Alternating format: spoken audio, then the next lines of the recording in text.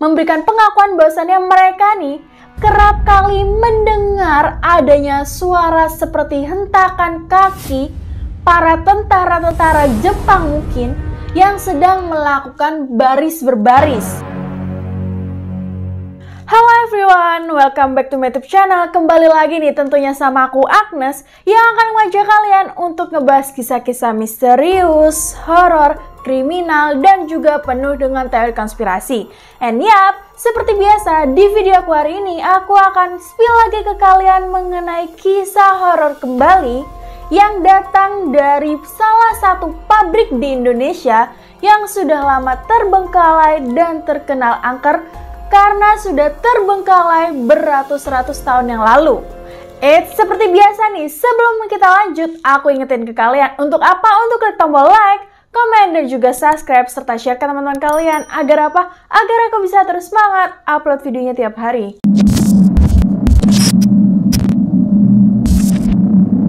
Ya, yang aku maksudkan adalah pabrik karung goni yang terletak di Delanggu, Kota Klaten. Dan pabrik ini sudah ada sejak kolonial Belanda. Nah, pabrik ini nih sudah ditinggalkan sejak 100 tahun lalu oleh pemiliknya dan dibiarkan terbengkalai gitu aja tanpa adanya konfirmasi yang jelas dan masih simpang siur.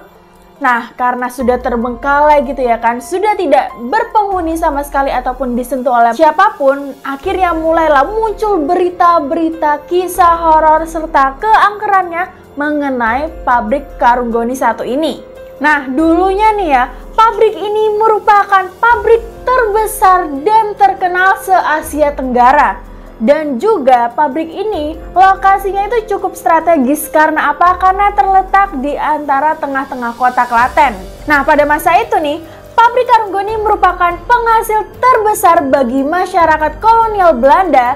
Jadi kayak mereka ini terpacu mata pencariannya itu dengan hasil dari pabrik karung goni tersebut. Nah, awalnya nih, pabrik ini nih nggak cuma dikhususkan dalam memproduksi karung goni aja, namun juga di Delanggu ini pada saat itu terkenal dengan penghasil tebu terbanyak dan terbesar, sehingga akhirnya pabrik ini akhirnya dimanfaatkanlah oleh kolonial Belanda untuk apa? Untuk memproduksi gula juga. Nah, karena saking suksesnya dan juga saking maraknya nih produksi tebu di sana, sampai-sampai ya kan, penghasilan tebu yang dijadikan sebagai gula itu lebih banyak atau mayoritas dominan daripada para pembelinya atau para peminatnya. Jadi bisa dikatakan nih kayak misal hasil dari tebu tersebut yang dijadikan sebagai gula ini lebih banyak, lebih bisa kita peroleh gitu ya kan. Namun sayangnya sedikit sekali peminatnya atau bahkan jarang sekali yang membeli. Dan sekitar tahun 1930, karena sudah mengalami beberapa kendala dan juga mengalami beberapa kerugian, akhirnya produksi gula resmi ditutup dan dinyatakan bangkrut. Yang akhirnya setelah itu nih, mereka nih hanya terfokus atau terpacu dalam proses produksi karung goni. Yang dimana pada masa itu seiring berjalan dan berkembangnya waktu nih, mulailah meningkat lagi kejayaan pabrik karung goni, yang dimana pada saat itu jadi kayak bisa dikatakan tuh kayak masyarakat sekitar tuh emang lagi kayak membutuhkan banget karung goni ini. Jadi kayak gak bakal lah merasa kesepian atau gak ada peminatnya tuh gak ada, karena emang kayak dibutuhkan banget dan banyak sekali diminati, bahkan terus merasa bertambah-tambah gitulah peminatnya. Namun sayangnya lagi-lagi nih, kejayaan kolonial Belanda pada saat itu semakin hari semakin melemah. Karena apa? Karena ketika kekuatan dari Republik Indonesia sendiri itu semakin besar dan semakin kuat, ditambah lagi datangnya para tentara Jepang pada saat itu, yang akhirnya memutuskanlah untuk kolonial Belanda atau masa penjajahan Belanda pada masa itu memutuskan untuk menyerah dan meninggalkan Indonesia. Yang secara otomatis nih, pabrik karung goni ini menjadi kekuasaan atau di bawah naungan para tentara Jepang. Nah, pada masa itu, pada saat kekuasaan Jepang para tentara Jepang nih nggak bodoh gitu ya kan. Mereka ini terus memikirkan berbagai strategi bagaimana caranya kejayaan pabrik karung goni ini terus meningkat dan ya intinya apapun caranya itu dapat menghasilkan upah yang sangat banyak dan sangat banyak. Yang akhirnya mereka juga menemukan cara, yakni mereka juga berfokus kepada kebijakan penanaman komunitas padi, yang dimana penanaman komunitas padi itu menjadi salah satu komunitas utama yang digunakan oleh rencana dari tentara Jepang. Nah, oleh karena kebijakan tersebut, para rakyat Indonesia pada saat itu ini nih kayak disuruh terus dipaksa bekerja keras ya kan dalam hal penanaman padi. Jadi mereka ini terus disuruh bekerja sangat terus menerus tanpa, kalau bisa tuh tanpa henti gitu ya kan, dalam panen-panen padi ini. Dan mereka ini kayak hasil-hasilnya itu ya, hasil panen padinya itu setelah memiliki hasil akhirnya dikarungonikan dan hasil-hasilnya tersebut dibawa ke kamp-kamp para tentara Jepang. Untuk apa? Untuk memenuhi kebutuhan para tentara Jepang. Singkat cerita nih ya, tiba-tiba Jepang ini harus dipukul mundur oleh Indonesia karena pada saat itu Indonesia telah dinyatakan merdeka, yang otomatis Jepang ini kayak diusir dan memilih untuk menyerah dan meninggalkan Indonesia, yang secara otomatis juga pabrik karung goni terbesar tersebut jatuh kepada tangan Indonesia sendiri. Yang akhirnya pabrik karung goni ini setelah dari kolonial Belanda, Jepang akhirnya dikelola oleh masyarakat Indonesia.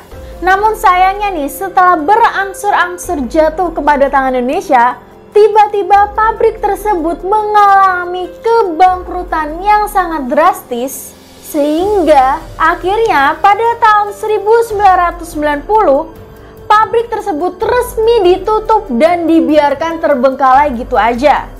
Dan ada pun nih beberapa penyebab kenapa bisa dikatakan pabrik ini tiba-tiba bangkrut gitu aja di tengah masa kejayaannya. Di antaranya adalah dari segi krisis finansial yang montang-manting karena faktor dari peninggalan Jepang yang terbilang dadakan. Yang kedua, SDM daripada buruh-buruh yang bekerja di pabrik tersebut banyak yang hilang.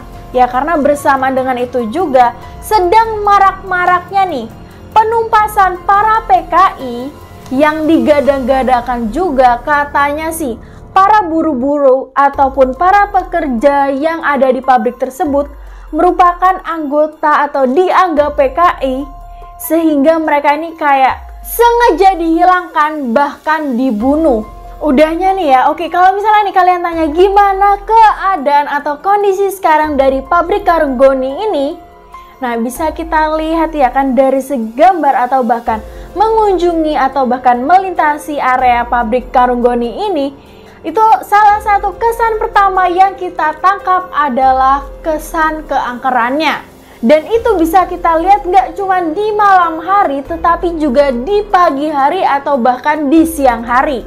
Dan kesan angker tersebut itu tuh semakin bertambah ketika banyak sekali warga yang memberikan pengakuan, yang nggak cuma satu atau dua orang ini ya kan, memberikan pengakuan bahwasannya mereka nih kerap kali mendengar adanya suara seperti hentakan kaki para tentara-tentara Jepang mungkin yang sedang melakukan baris berbaris.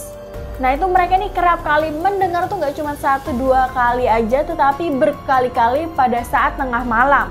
Nah nggak cuma sampai di situ aja, mereka juga kerap kali mendengar adanya suara tembakan-tembakan dan juga mendengar seperti suara adanya suara ketawa atau bahkan suara teriakan-teriakan seperti berasal dari pabrik tersebut. Dan beberapa warga yang melintas pun ya kan, mereka ini juga kerap kali melihat seperti sekilas melihat penampakan-penampakan yang ada di dalam pabrik, seperti bayangan-bayangan putih, terus seperti ada mata merah dan sebagainya, dan itu semua tuh meresahkan para warga sekitar. Dan ada pula nih pengakuan dari salah satu penjaga pabrik tersebut yang mengatakan pada saat itu ada satu kejadian yang dimana penjaga ini ya kan pada saat lagi kayak berpatroli di area pabrik tersebut, kayak mendengar adanya bunyi dari bunyi mesin di dalam pabrik, yang padahal penjaga nih tahu betul kalau misalnya mesin yang ada di dalam pabrik tersebut itu udah nggak difungsikan atau bahkan bisa dikatakan udah rusak itu berpuluh-puluh tahun yang lalu. Nah, pada saat dicoba dicek ya kan itu asal mulanya dari mana dan memastikan ternyata emang benar pada saat dilihat itu emang benar bergerak dan bunyi sendiri. Namun tiba-tiba pada saat ingin dihampiri itu tiba-tiba berhenti sendiri, dan pada saat dicek keadaannya itu udah dalam keadaan rusak. Dan ada pula nih beberapa pengakuan juga dari warga sekitar ataupun yang melintas mengenai hal-hal mistis yang mereka alami yang masih banyak lagi. Warga sekitar sana tuh udah mencoba gitu ya kan, kayak mencoba untuk mengaktifkan atau beroperasi kembali gitu ya kan pabrik tersebut agar tidak terbengkalai, apalagi sangat disayangkan karena pabrik ini nih berada di tengah-tengah kota, dekat jalan besar ya kan, dan juga dekat dengan pasar yang ada di Klaten pada saat itu. Namun nggak tahu kenapa pengelola ataupun penjaga di pabrik ini itu kayak nggak merasa kalau misalnya ya udah dibiarkan terbengkalai gitu aja pabrik ini tanpa digunakan untuk misalnya dibuat seperti pabrik lagi mungkin, atau mungkin dibuat untuk bisnis apa mungkin, itu enggak, tapi dibiarkan terbengkalai gitu aja. Sehingga karena udah bertahun-tahun atau bahkan nih berpuluh-puluh tahun udah nggak pernah disentuh oleh manusia siapapun manapun, yang akhirnya lah pabrik ini akhirnya menjadi tempat tinggalnya para makhluk halus. Oke teman-teman, itu tadi mengenai kisah keangkeran pabrik karung goni yang ada di Klaten. Nah, gimana nih pendapat kalian mengenai pabrik karung goni satu ini? Aku juga ingin tahu nih, apa mungkin di kota kalian yang kalian saat ini tinggalin itu juga terdapat pabrik-pabrik yang sudah terbengkalai dan juga terkenal keangkerannya? Kalian juga bisa ceritain ke aku dong, juga bisa spill ke aku dengan komen di bawah.